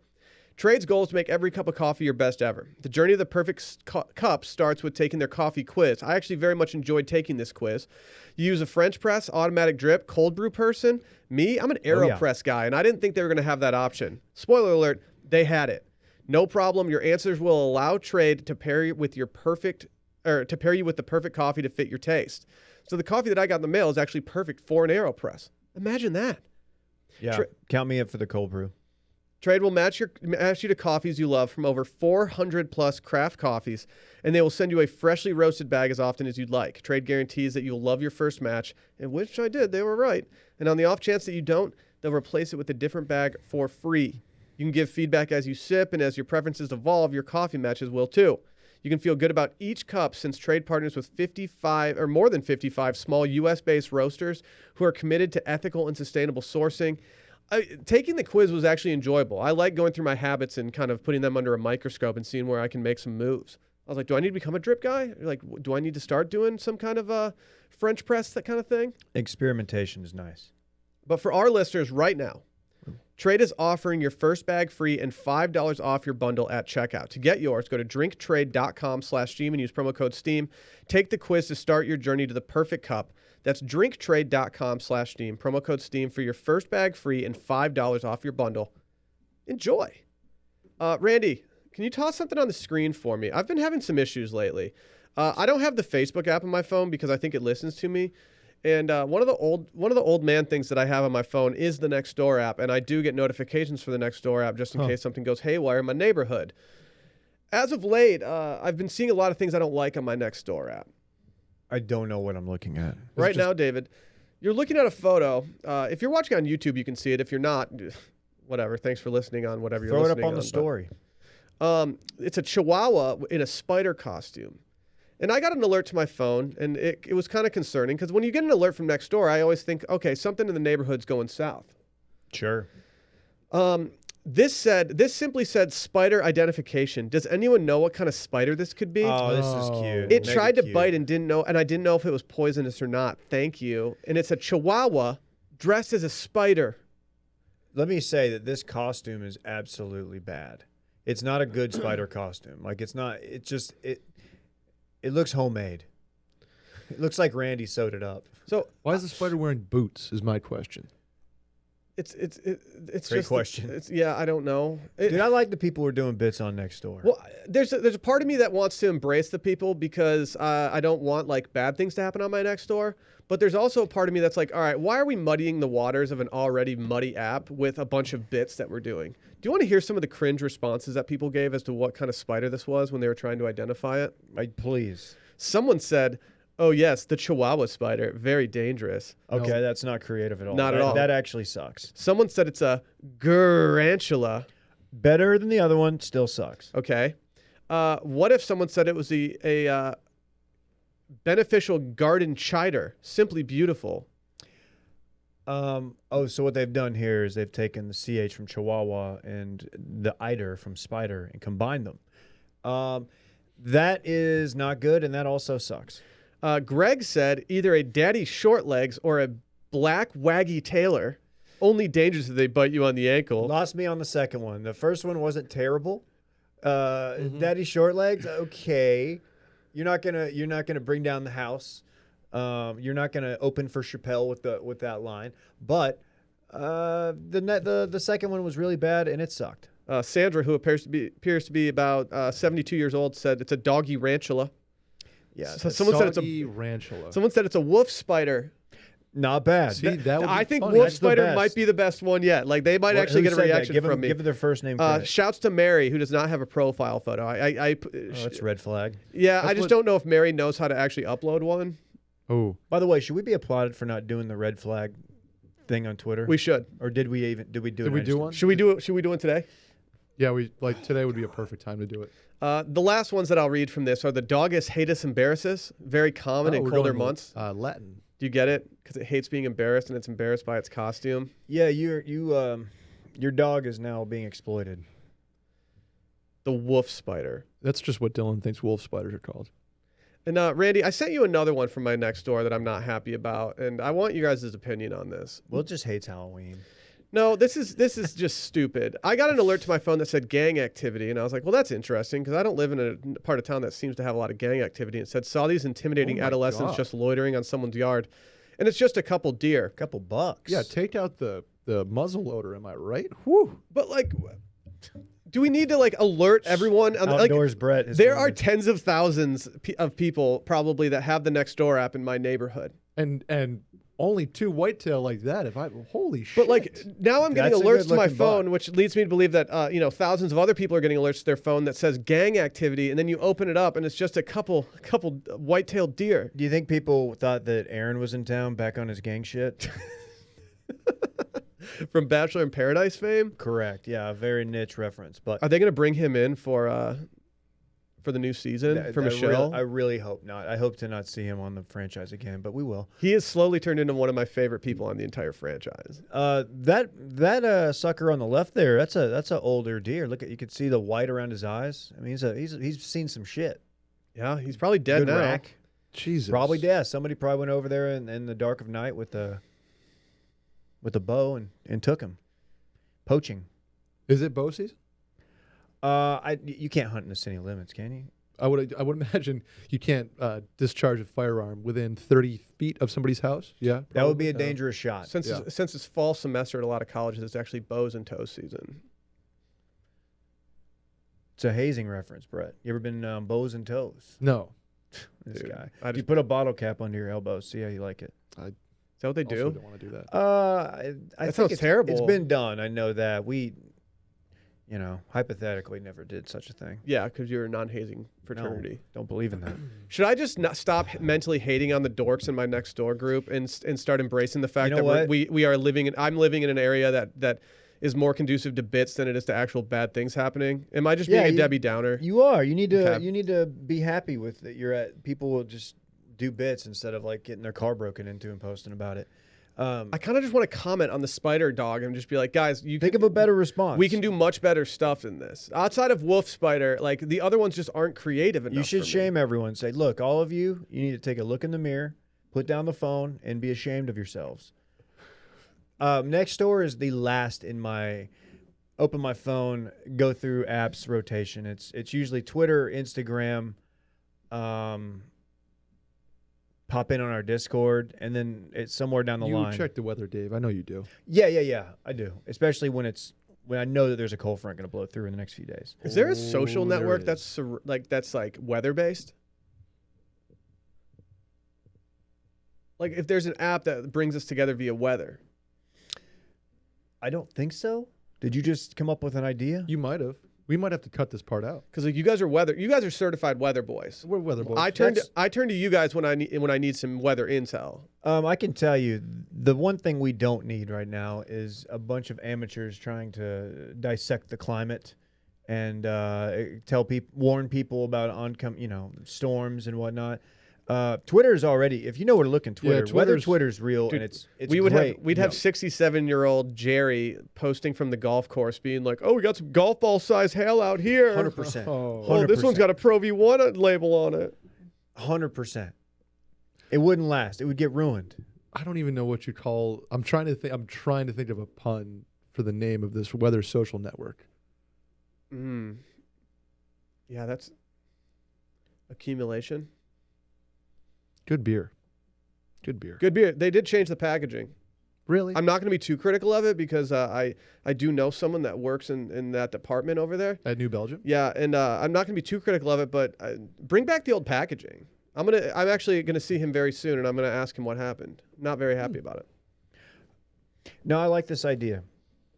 But again, if you are in a severe weather region, and many people are, you need to find like the niche weather bloggers who will tweet out data in real time before it gets to like your news guy, your weatherman on the news. Sure. And so you can know stuff way earlier, and they get more into the weeds. So if you kind of fancy yourself to be a weather nerd, like I think Brett and I do, it's fun. It's like living here. It's great because severe weather season is upon us. Right. It's fall. Got to be careful. Got a cold front blowing through this week. Oh, I can't wait. I can't wait. It's gross outside today. Just downright nasty. Yep. I like to watch at this point. I like live storm chases. It's so fun. Yeah. There used to be. Where do you watch them? You just have to know where to look. Yeah, that's that. Jeff Petrowski? Yeah, Jeff Petrowski's great. Yeah, he goes to every hurricane. Never missed a hurricane. I need you guys to be better about dropping stuff in the group text when you see it going off. I do, but I feel like nobody cares. Yeah. You probably put it in the group text that you guys have for like video games that I'm not a part of. Brett's not in that. Yeah, I'm not in that. Surprised he's not. I feel like I'm the I odd don't man even out. have a console, Will. There used to be a page, and maybe it's back up, but it was a map of the United States, and it had these little dots, and they were color-coded. And it would show, and that was every registered storm chaser in the country. So when there was an outbreak, you would go to it, and you could see if it was green, for example, that means they're live on YouTube on a platform. Really? and you could click it and watch their and it was badass because you could watch different parts of the same storm. You could go, West Virginia, then be in Central Texas. Yeah. You could do whatever you wanted. What happened to said page? It sounds phenomenal. I don't know. Mm. Last time I tried it was not working. Probably became pretty difficult to manage. That's tough. Yeah, unless you're if you're manually doing it, especially. Think like Snap Map, Snap, but map. for weathers. Snap Map was a problem. Why? When it first came out, people didn't know that it was like, some people didn't know that they had activated it. Oh, that you were like, And so on the you could map? just see where people were at all times. And like, I mean, as someone who checked it the morning after going out one night, there were some people that did not sleep at their houses. Ooh. And I was just laughing. I was like, okay, this is great. Ooh. This is great content right now. I'm not going to call them out, but I'm going to laugh about this behind their back for a little bit. I don't think I don't even have Snapchat on my phone. I delete it. Did you know I should be applauded for deleting. we can wait for breaking news. Randy dropped a mid-podgram again. Dude, stop doing he does it strategically. Wow. You can't get mad at him. Yeah. He's the Graham King. Wow. Did he do it to It him? says here, if you ain't talking money, I don't want to talk. Hashtag Cole's Cash. I guess I'll like it. If you ain't talking money, I don't want Oh. to talk. Is that a lyric from something, Randy, or did you just come up with that? What's it from? Billy Joel song? Piano Man? Tell me this. Did you go inside Cole's in your Cole's Cast t-shirt? He did not. I feel How like they did you would've not given do you, that? Like a scholarship They or might like something. crouch surf you like around the aisles and stuff. Or couch surf you. Wow. Does Kohl's have furniture? I don't know. I've never been in a Kohl's. Really? Well, I think I've been in one, but I think it was in a mall. Do they have mall Kohl's, Randy, or are they just standalone? They apparently have mall Kohl's. Who would be more excited to see the person doing said bit? Randy at Cole's or Arby's with me walking in with the Arby's shirt? It's no longer huge because I put on 35 pounds. I feel of like muscle. Arby's you could get like if you could get a social media savvy person in an Arby's. Would they more flip me some easily curly than- fries? Yeah, more easily than Randy at a Kohl's. Might do Arby's Do for we need, I lunch. was going to say, do we need to go to Arby's soon? Because we've mentioned them a couple times over the last few episodes, and it's gotten me real H for some Arby's. I don't I think I've could ever be- been H for Arby's. I could have. be talked I have. I used to get their French dip all the time. Au jus? Mm-hmm. Sounds good. Mm-hmm. Who didn't know what au jus was? Was that Dylan? Probably Dylan's Dylan, uncultured no ass. chance knows what au jus is. He called it au jus? Yeah, he's like, yeah, I had this just. No, somebody did that, and because he's not here to defend himself, it was Dylan. It's one of those things when someone says something incorrectly, and then you try to wait like 3 sentences before you say it so that they can hear that they said it incorrectly, and you give them time to recover. You know what I'm talking about? Yeah. Like It happens on here quite a bit. probably. Hey, did you know this asshole's drinking Red Bull? Yeah, what's your problem? Blame Dan Regester again for this. Why did he bring Red Bulls yes, over? he brought Red Bulls over. So instead of going to get Celsius, because I'm out of my Amazon subscription Celsius from the store this morning, I just used Red Bulls. That were my. I pantry. figured Dan would bring Bang Energy. Why, I don't even know why he brought Red Bulls. What's he trying to do? We're just stay up and watch Hideki. We're just drinking Svedka bangs over at Brett's apartment. I did do a Red Bull vodka that night, thanks to Dan. I'm so glad it wasn't in the punch because the only thing that makes me puke is mixing Red Bull with alcohol. Really? Yeah, You it's could- happened the last 2 times I've done it. I don't think there was enough alcohol in the punch, if I'm being honest. I think we could have stepped it up. There was a bottle of vodka, Will. I know. And Prosecco. When I got home on Saturday, I didn't even feel that buzzed. Really? Yeah. I take offense to that because that's on me. I think it had That's more on to me. do with like that. I was kind of, when you're hungover, it's kind of harder to get over the hill of like the hangover and get into drunk territory again. That's where I was. Okay. Unless Yep. you just shampoo effect, which I went to brunch on Sunday. I was wondering what And, your Sunday looked like. It was 2 double Mimos at breakfast or brunch, and then a couple beers watching football. Okay. I was a little worried about the state of your apartment the next morning and how many days it might be before it gets cleaned up. Today's the day. So yesterday I punted on yesterday. Did you happen to watch some NFL football while drinking said beers, I Brett? sure did. because another week of the NFL season means another shot to win big at DraftKings Sportsbook, an official sports betting partner of the NFL. New customers can bet just $1 on any NFL game and win $100 in free bets if either team scores a point. The last 0-0 tie in the NFL was in 1943. It's a 0-0 tie. During the war. So I'd say this is a no-brainer. If Sportsbook isn't available in your state yet, DraftKings won't leave you empty-handed. Everyone can play for huge cash prizes all season long with DraftKings daily fantasy sports contests. And DraftKings is giving all new customers a free shot at millions of dollars in total prizes with their first deposit. Download the DraftKings Sportsbook app now. Use promo code WASHED. Throw down $1 on any NFL game and win $100 in free bets if either team scores a point. That's promo code WASHED this week at DraftKings Sportsbook, an official betting partner of the NFL. Must be 21 or older. New Jersey, Indiana, and Pennsylvania only. New customers only. Minimum $5 deposit and $1 wager required. One per customer. Restrictions apply. See DraftKings.com/sportsbook for details. And if you have a gambling problem, call 1-800-GAMBLER. Again, 1-800-GAMBLER. DJ Khaled's in the news cycle right now. What is he doing? Why did he post this? And why did I get sent this 5 times in 5 different group texts? I didn't see it until you showed it to me this morning. But so the family of Bob Marley, the great Bob Marley, sends him a guitar. I don't know if it was one that Bob actually played. The way they talk about it, it was maybe. They send him a guitar, and he's like, "Hey, we got to roll on this. I'm gonna read the nice note that the family sends, and then I'm gonna play said guitar." And do we need to play it on the show, like or on here? What? How he played it? Yeah. Do we need to give him a little taste? We could. Give me a sec. I'll run it through the phone. Okay. But you're gonna. Is it surprising that I know he is a producer of hip hop and R&B, but as a is he even a producer? He's a DJ. I don't know how he's many things, David. I don't know what his producing chops are, like if he's actually in the studio, but a lot of producers, even if it's not Randy scoff laughed right there.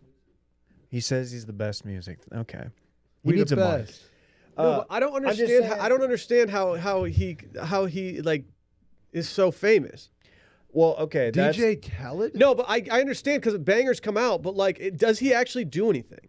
Is he actually producing the songs that he's doing? Yes. Is there an entire generation of musicians, and I like quote unquote musicians, that only know how to do things on a computer at this point and have no clue how to actually play an instrument? 1,000,000%. It surprised me that he didn't even know let me just play it. He didn't know how to play one chord. This is just him after they read the nice note from the family. Again, this is a Bob Marley guitar sent from the family of Bob Marley. And here is DJ Khaled giving it a few strummaroos.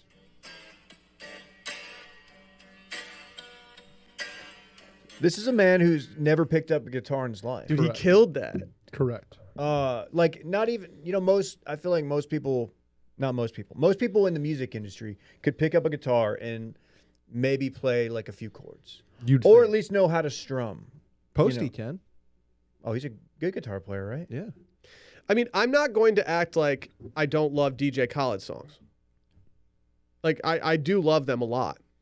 There was a time in my life where, like, I think in everyone's life in here, when All I Do Is Win, when that came on, you were going off. No matter what. It's just, I love when a deceased legend's family reaches out and sends a guitar, and then I just do some kind of bad bit on it and record it and put it out there for people. Yeah, no, you just take it and take it away. Thank you. Just get it and be like, look, yeah, I don't really know how to play, but I'm going to learn. At least lie to us. Be like, I'm going to learn how to play this guitar. You're going to hear the next Bieber Chance the Rapper song I'm yelling on. I'm going to be in the background strumming a little bit, playing some G, C, and D. Who is Bieber? Like, for me, I love it when I hear Bieber on a DJ Khaled track. Yeah, they're normally pretty good. Bangers. They're normally pretty good. Because he's got I'm the One, No Brainer. When No Brainer came out, I was like, okay. Song of the summer. Okay. Yeah, it was definitely in there. I think that he gets a lot of criticism, and I don't know if it's just or not, because I feel like I'm tainted by people criticizing him for not doing anything and just screaming at the beginning of songs. You know what else he got criticized for? His jet skiing? No, maybe that. His takes on giving oral sex to women. He said it's not necessary. He says he doesn't do it. Got it. And he's very adamant about it. Like Oh. I think he was almost disgusted at the thought. So he's just And whatever he's just looking at it. sure. Not I see what you're doing. Okay. Maybe he didn't want a scar on his face. Goodness. Those are I don't know. two, What are you A doing? lot of references. Those are the here. two movie references we can make. Okay. Well, I'm just saying that he got a lot of blowback for that. What he chooses to do or not to do behind closed doors with consenting people, that's up to him, as long as everybody's having fun. But it was just an interesting stand. I was like, that's the hill you're going to die on, huh? Would Bob Marley be excited if he knew that a guitar was getting sent in his name to DJ Khaled? That's the question I have. Like, I think if Bob Marley saw me listening to his music on the way to work, he'd be like, okay, this isn't what I don't want. I don't want this dork listening to it. Let me tell you this. This is what got him in trouble. DJ Khaled said he expects oral, but won't return the favor because there are different rules for men. Okay. That's just a terrible take. Yeah, DJ. What are you doing, DJ? He's playing the guitar poorly. What he did with that guitar is 10 times worse than anything that was done on your Nextdoor app. Do you And remember when he that got lost on includes the jet ski? The chiter. You guys know so much more about DJ Khaled than I do. The best single thing to ever happen on Snapchat, and I will reiterate this. It's the best single thing to ever happen on Snapchat is when he got lost on a jet ski. I think his jet ski ran out of gas or it didn't have any power and he couldn't get around anywhere. So he was just stranded in the middle of a large body of water in Miami, just live Snapchatting that he was like in trouble. And I think someone eventually came and towed him away, but it was great content. See, that was a Snapchat setup. Hey, DJ Khaled, go run out of gas. We'll live stream. It was still good. It was a brand It was still activation. good. It was still Brand good stuff. activation like you read about. Did you see the massive brand activation downtown this weekend? For what? I did not. Ford. Oh yeah, Randy went to the Ford show. Someone who has was it a brand like was it for F1? Because like they don't have a team there. Ooh. But it was a giant. Teaser it was alert. a giant activation. No, Ford ain't getting in the F1 game. Why not? If they bought Haas, your boy might switch. What's Haas worth? $50? I don't know. Like those teams are so much. Not them. Hey, you know what, Will? I could enter my 2017 Jeep Grand Cherokee and have the same amount of points that Haas does in F1. Their brand, they're worth about $115 million. Haas? Yeah. Yeah, that's pocket change for like cubes. And then Ferrari's $1.3 billion. Mercedes is just a skosh over $1 billion. And McLaren and Red Bull are kind of neck and neck at 620 and 640. Ooh, that Red Bull investment's sneaky tempting. Not that I could do it, but Should we get an F1 team? Do you want they're to the second most popular team, think more or about less, corporate right? takeover? Yeah, what's our bank account looking like? We should do a poison pill with them. What's that? Is it like Poison is it pill? like a jagged little pill? Exactly. Sort of. Alanis Morris said it becomes part of your board. It's a whole big thing. Yeah. Is it Alanis or Alanis? Alanis. I don't know. Good I don't know. resort. I feel like She was naked in that one Vince video. Vaughn and what's his face, they started saying Alanis on some like movie. It was like Wedding Crashers or some shit, and everyone started Hey, saying Alanis. I enjoyed the Lock it up. Kelsey Grammer introducing. Who was it? I can't remember now. It made me laugh, and I liked your tweet. It wasn't Korn. People introducing musicians? Was it like Waylon Jennings or something? It was Dwight Yoakam. Dwight Yoakam. Yeah, I saw that. No, there's in the wake of SNL weekend. Craig, what's his name? Not Craig David. Craig Kilborn. No, it was James Bond. Ladies and gentlemen, the Daniel weekend. Craig? Daniel Craig, whatever. There's a new account that just goes back and finds old funny celebrities and like doing the same thing, introducing random bands. And Dwight Yoakam got introduced by Kelsey Grammer, and it was just very, very, very 90s. Oh, that didn't work. Yoakam. Ladies and gentlemen, Dwight Yoakam. I mean, It's not funny. It's just stupid. It's 2 seconds of nostalgia. And if you grew up in the 90s watching SNL, you might be like, oh yeah, I remember that. He played that song. I couldn't even name a Dwight Yoakam song. I have no idea. I He's saw him from- at he's from, ACL on a side stage, and it was electric. He was he's from- great. Oh, I thought it's okay. Never mind. What? From Kentucky. Also in Wedding Crashers, got quite the acting chops. Also in Sling Blade. Had a really, really shitty band. Do you Oh, know, I didn't like, even know that was Dwight Yoakam. Yeah. I didn't even like. I knew this guy. I just thought he was a creepy actor. He's the Oh. the divorcing husband in Wedding Crashers. Okay, Correct. interesting. He's apparently big pals with Vince Vaughn. That makes sense. We're gonna get some Vince Vaughn and Curb this year. Is See that true? Yeah, we got a heavy dose of John Hamm last night. Okay. You know, Good. you know who else we had a heavy dose of last night? Hmm. Logan Roy. Let's talk Succession real quick. To kick off this segment, can I read some fan mail that we got? Yeah. This is regarding our Succession recaps. This is from a listener named Dano.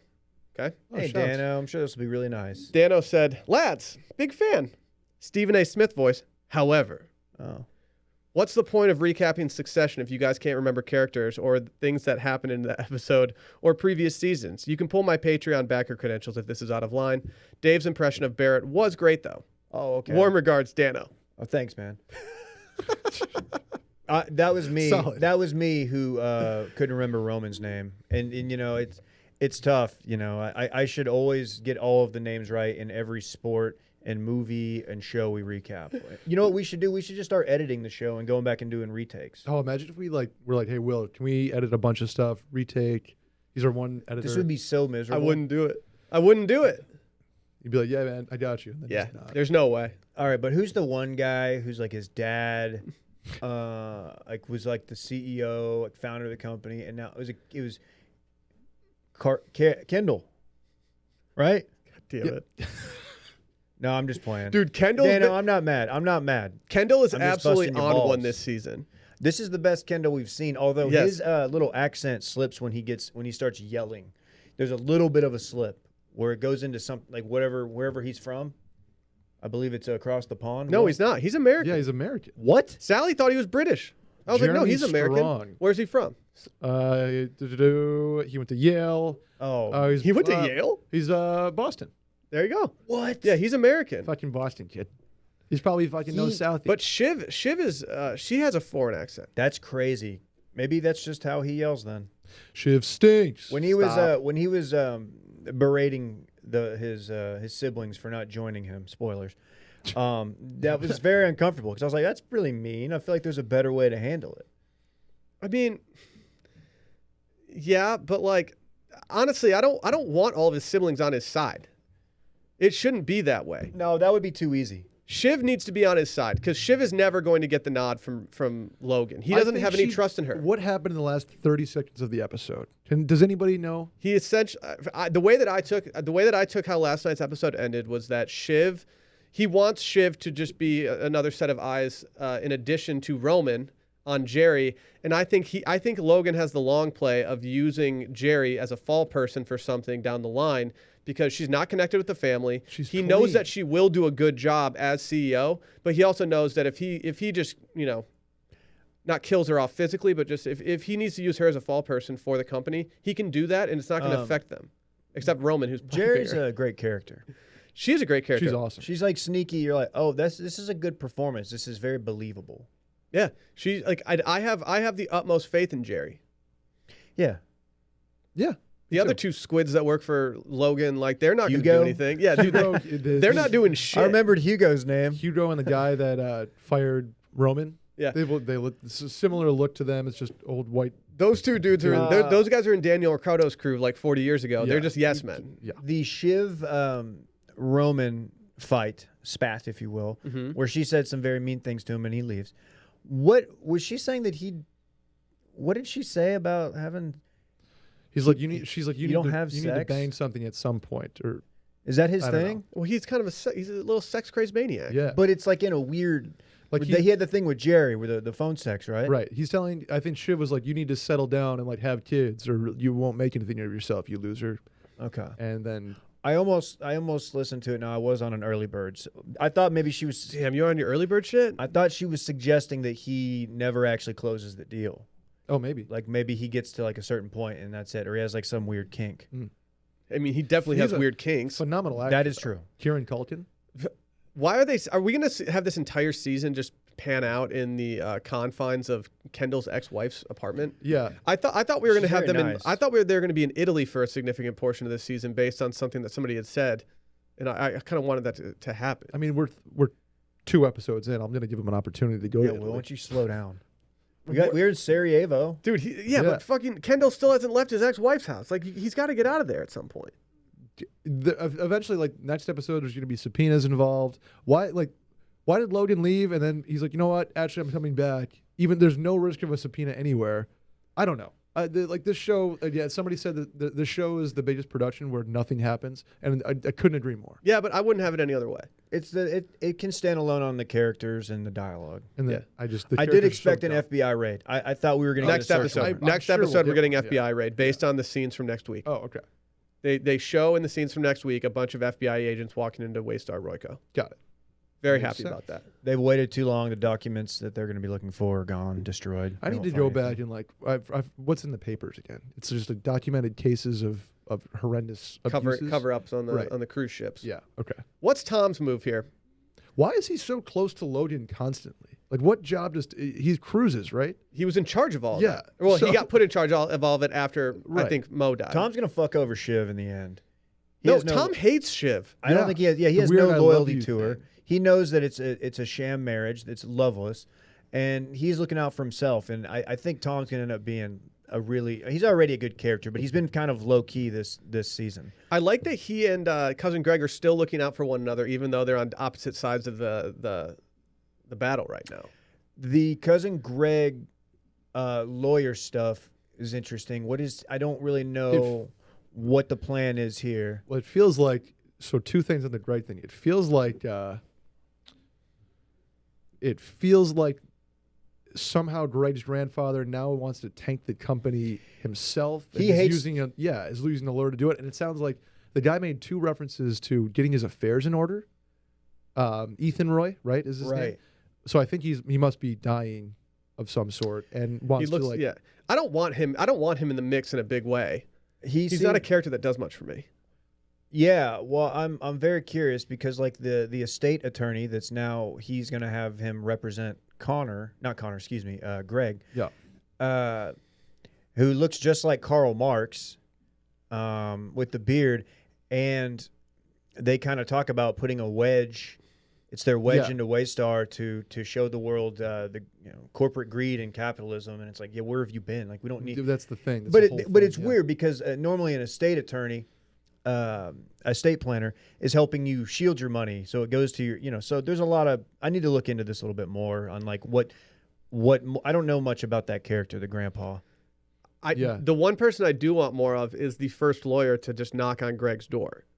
Oh, so good. I think that guy's Really got. I think well done. he's got potential to be a hilarious character if really used well correctly. Done scene. That Really dude's well done scum. scene. He just had a smarmy smirk on his face the entire time, and I wanted more of it. Yeah. So good. Yep. Good. He- All right, like, good. Yeah. he- And Greg's like, well, do I choose? Do you choose? Do I be chosen? As someone who is kind of scared of that kind of shit, like I get where he's coming from. It's like, hold on, I don't want to say too much, but I also can't say nothing. Right. Yeah. Yeah. Oh, I enjoyed that scene. I do like. I don't like how they portray Greg in some. I think they dumb him down too much. But that scene was a nice bit of brevity. He caught the SNL cameo this weekend. Any good? SNL this weekend was the best episode of this season, maybe the best episode of the last 2 or 3 seasons, because Jason Sudeikis knows how to run a show. Like he knows how to make a skit good, and he was also in every skit as an alum of SNL. Wow. Like he was in the very first like opener, which they never have the host in because they're probably getting ready for their monologue. And it also appeared as though he went off the script a little bit, and they were going a little long on Saturday. Did he do the Jimmy Fallon thing where he looks over the camera and like just laughs and you're like, oh, Jimmy Fallon, you're so great. You should host a late night show forever.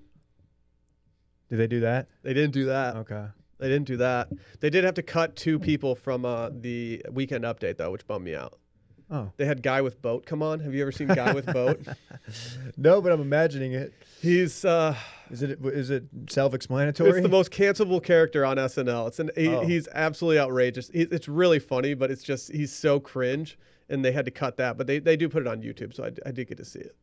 Okay. You see, Ed Sheeran was supposed to be the musical guest. COVID. Can't do it. Oh, so they got Brandy Carlisle. I mean, kind of an upgrade. Is that that's this week, right? Or is that It's this upcoming Saturday. Yeah. Never mind. So okay, so Brandy Yeah. Carlisle was originally Yeah, she yeah. crushed it. Both of her performances our were friend good. Our friend at Eve 6 is petitioning to be the Is he? fill-in. Please make it happen. Here's to the Saturday He's night. the heart in the blender guy. He is the heart of the blender guy. How is he gonna is he gonna be on an episode of Circling Back in the next year? Eve If Six he's guy? in Austin, 100%. Yeah. I would only want to do that one in person, because if he's gonna hate us, I want him to hate us like face to face and not Sure. like over a satellite feed. I want him to have the obligation of having the in-person politeness that you don't get over just like a feed. Sure. It would be a great segment too, because Dylan would have no clue. No, Dylan can't like not be here for the interview. No, he no, has he to has sit to sit in right because next to him. he won't understand it. Yeah. It'll be mute. He'll be sitting over there, and Dylan will be in his normal spot, Mhm. and Dylan just will be like looking back and forth like a cat watching ping pong. Absolutely. A cat watching ping pong. Yeah, it's probably a vine or something. Yeah, it probably is. Oh man. Anything else on Succession? That's it. Looking forward to next week. That's a good recap. Dano. Hey, Dano, we got all the names right this time. Yeah, that's right. Brett even busted out the Maybe. Ethan. I wouldn't have gotten that one. I think it's Ethan. I would have said Greg's grandpa Oh, the you didn't entire time. know? Oh, you don't? Yeah, dude, you said it with such confidence. Is it Ethan or like a Scottish name? Like Ewan? It's certainly not Ewan. Ethan. Oh, I think it's Ewan. Fuck yeah, you nailed it. Is It's it gotta Ewan? be Ewan. Yeah. Ewan. It Roy? is. It is Ewan, and you Yeah. want to read his Succession wiki? Ethan. Word for word. Ethan. Dano so is now confident. celebrating at his desk right now. He's like, dude, I was right. I knew it was an E. Most people who watch that show could not. No. If they were recording a podcast right now, could We not don't- drop. It's not like we pull up the Newsweek. You just say ET Logan recap. Roy's brother yeah. is what I would have said. I would have said Greg's grandpa. 50 years ago, Ewan volunteered for the war and went to Vietnam. Let's see what it says about Seen his some notes. shit. He collects war medals. Oh, Logan collects war medals. Oh, Ewan actually, sir. Okay, yeah, there's really nothing. So I'll just fuck Cool. off. I'm sorry for wasting Ewan. your time. Good pull. Good pull. Ethan. Hey, we got Brett's breaking news presented by Audacy. There's nothing like a great postseason run. I haven't had one in a while. Shout out to Detroit sports teams. It's tough. 5 years keep an ago, eye out. 5 years ago, Hey, the they Chicago fight. Cubs had a magical campaign to a World Series championship. And a 108-year curse was lifted. The new podcast, The Run, relives the 2016 postseason game by game, all the drama on and off the field, plus interviews with players, coaches, and celebrity Cubs fans. The series is not just about baseball, but what it meant for the city of Chicago and why that Cubs team captivated the nation in the fall of 2016. It features inside stories from general manager Theo Epstein, manager Joe Madden, Game 7 hero David Ross, as well as celebrity Cubs fans and more. It's hosted by Matt Spiegel of Chicago's The Score and Roy Wood Jr. of The Daily Show, who are there for all the games leading up to the epic Game 7. That's The Run from Audacy and Major League Baseball. Listen and follow on the Audacy app, Apple Podcasts, Spotify, or wherever you get your podcasts. Brett, can you break some news for us right now? Sure thing. I'll go quick because I know we are extremely long today. Dude, let's just keep getting No, long. It's a good pod. Yeah, All right, keep all it right. keep it going. Are you guys familiar with the burger chain Jack in the Box? The sourdough jack is an underrated fast food burger. What is it? Is it a burger on sourdough? Yeah. That's called a patty melt, player. I don't think it is. I assume that any burger It's a made with sourdough bread Jack. is a patty melt. I've never had Jack in the Box. Well, they want you to know that it's sourdough. Okay. Well, apparently people agree with Dave in that it's underrated because they are opening 111 new locations in the next 2 years. I haven't been to one in years, but when I was younger, that was a good late night spot. There was one near campus in San Marcos that, boy, if you're looking for some late night eats, go get you some tacos, 99 cents I was going to for say, two. can you speak to their tacos? Because I've heard a lot about them. You wouldn't want, if you went to a restaurant and they served them to you, you wouldn't be stoked. But if you're just looking for fast food, like something quick and easy to eat, and you're intoxicated or high on drugs, Maybe marijuana. then that's your spot. These look like some classic tacos. They were the first to really lean into people are like under the influence eating our food late at night, so let's just lean into that marketing. So they were like, what if we take the best of Taco Bell and the best of like a Burger King, for example, and combine them? So Sure. they do tacos and burgers. I like how Whataburger does their taquitos starting at midnight. It's fun. It's helpful. Yeah, because that's usually what I get. So I'm just saying, look, keep an eye out for Jack in the Box in the next few years. They're going to be a major player in the space, the QSR space, if you will. Thank you, Brett. I've only been to one Jack in the Box, and it was to go to the bathroom before a golf tournament. Couldn't make it to the course. McDonald's is that bathroom for me. If I like, I'd prefer that over a gas station, is what I'm saying. I'm on the road, need a bathroom. I find McDonald's. Shouts to F1 for having porta potties, so I didn't have to get pee fried at troughs or anything. Oh, That porta seems like potties? yeah. Luckily, we had some tickets that had some nicer bathrooms, kind of like, you know, when you go to a golf tournament. The and, trailer bathroom. And yeah, it's the Yeah. trailer. Yeah, I went those into are- a trailer, those are a so- game but I changer. did have to use one porta potty. A porta potty in the middle of a hot day in Austin at Coda sounds like the absolute last place I It want. was take a huge breath before going in, hold your breath as long as you possibly can, and then have a huge exhale when you left the porta potty season. Been there. You're familiar with Allbirds, correct? The shoes, Yeah. or the species of birds. He's heard of all birds. The shoes. Yeah, what about them? Well, they're IPOing. Yes, Targeting let's fucking go. Targeting a $2 billion with a B dollar valuation for the fucking shoe company. $2 billion. I don't believe any valuations at this point. Well, they're not. They're based on literal, like. Okay, a valuation is data extrapolated over a period of time with a multiple that's completely arbitrary. I'm not gonna lie. I'm All on their right. site right now. Oh my Allbirds. gosh.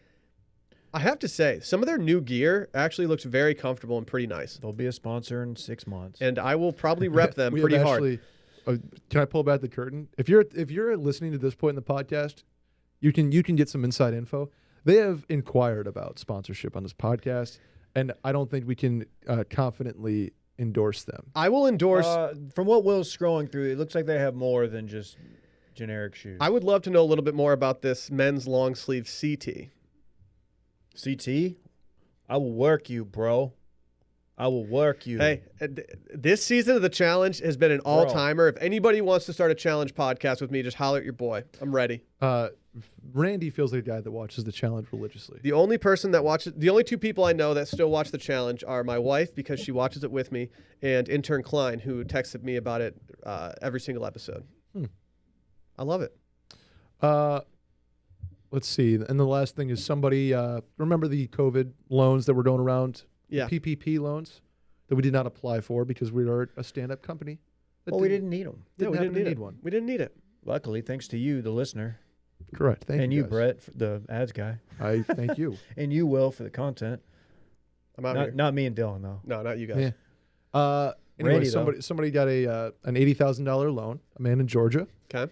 He used $57,000 of that loan to buy a Pokemon card. I still think that we could get in trouble at some point for a loan that was taken out under Washed Media that we did not know about. And if Randy has a holographic Pokemon card, I'm going to assume that he used that loan to buy said holographic Pokemon card. Okay, so that's illegal, right? But say you were to resell that item on the Silk Road and make a profit. No harm, no foul. I don't know. Can you just pay the government? You have to pay those loans back? I believe they're forgivable. They're 0%. Unforgivable. Yeah, which is why millions of people took advantage of it who didn't need it, because there's no way they'll ever track down who actually, like, they don't have the resources. Whoever would be in charge of enforcing that, they don't have the resources to track every business, see what they spent it on, go through their books. It would never happen. Got it. Yeah, I know, dude. Look, from talking to people in my old neighborhood who were just blatantly be like, oh yeah, we took one. I'm like, I'm gonna hire my sister-in-law in quotes, and it's like, oh, you're just influxing your A tremendous amount of is it injecting fraud? cash into your Is it fraud technically? I think so. I don't know. I don't really remember the terms. There was a minute where I was like, should we look into this? And we kind of talked about it. We're like, well, we don't, we're doing okay. We don't need that. So I don't know. Maybe we're dumbasses. I never even wanted to think about it because I was just like, I'm going to mess something up along the line and suddenly we're going to owe $50,000 to the government at some point. Like, Sure. I don't want to deal with it. I'd rather just figure it out on the fly. Yeah, I don't know. I don't know. I now my views have shifted on PPP loans because I guess this guy can just it's forgivable interest-free money. And now they're coming for our unrealized capital gains. You see that, Dave? I've always saw people talking about it. Your I didn't look Bitcoin into is going to be taxed before we even change it. You can't tax the Bitcoin until No, you can't. Until we get rid of it, right? I think, well, sorry. that's in a world where Bitcoin's regulated like that. Yes, but I don't think it is. I got to take my Bitcoin offshore. Like that. You see the whistleblower for Facebook did that? I got What? to look into that. She moved to Puerto Rico. I where would they too, have, dude. like, capital gains tax haven. That she's just like, oh yeah, I bought in at crypto at the right time, so I don't need money. She said that in a New York Times interview. Good for her. She is what a rollout that lady is doing at this point. I haven't seen her actually physically blow a whistle yet. Yeah. That should start every whistleblower campaign. I think if you're a whistleblower and you're standing in front of Congress or whoever you stand in front of, I think you need to actually have a whistle and you have to blow it. Is it a Pavlovian response where you like hear something and takes you back to like a childhood moment? Randy I don't know says if no, that's so I'm going to Pavlov. go with Randy here. What's the like you? If I hear a whistle, I'm immediately transported back to the goal line of football practices we're about to run gassers, and I get chills. I was never a big fan of having to run sprints at the end of practice. I was usually the one huffing, being like, "Are we done yet?" I think Pavlov would be more like if you like reacted to it, like you heard the whistle, then you got down like a 3-point stance or something. I would actually really enjoy that. If every time Brett heard a whistle, he just like tried to skate to like the blue line. Oh yeah, It is a Pavlovian response, Randy. Screw off. I think Dave's was closer per Randy. Oh, sorry, I was googling. let me hear from you, psych majors. Dude, I can't wait till Dylan's back and he gets to tell us about the salads that he ate at this resort that he's staying at. By the way, how many things do you think we butchered this episode completely? Don't care. Like Not 6 many. to Don't 6 and a care. half? Dude, we're shorthanded after a large weekend. Ethan Like, Roy was one. Yep, but Ethan Roy. I said brevity instead of levity regarding the scene. I noticed that one. I Yeah. didn't really want to jump in. I'm sorry. Like, there's no point. I mean, we did an F1 segment on circling back. We're good. There's going to be some holes that are going to get poked. You nailed. What's the DRS? We were, I think, pretty accurate. We'll nail the DSLR Yeah. thing. Yeah. Is this our longest episode we've ever done of this pod? Circling back, not What are we touching at? base. What are we at? We're about to hit 130. We hit 137, dude. Holy fuck. Yeah, we're out here. We're Fellas. absolutely out here. Joe Rogan in the house. I think it's time though. He must have been at F1. He was probably at F1. Hopefully he had like a box seat though, because I don't think if he was sitting behind us, he wasn't gonna be able to He see has the no track. clue what Did he- F1 is. Did he take the choppa?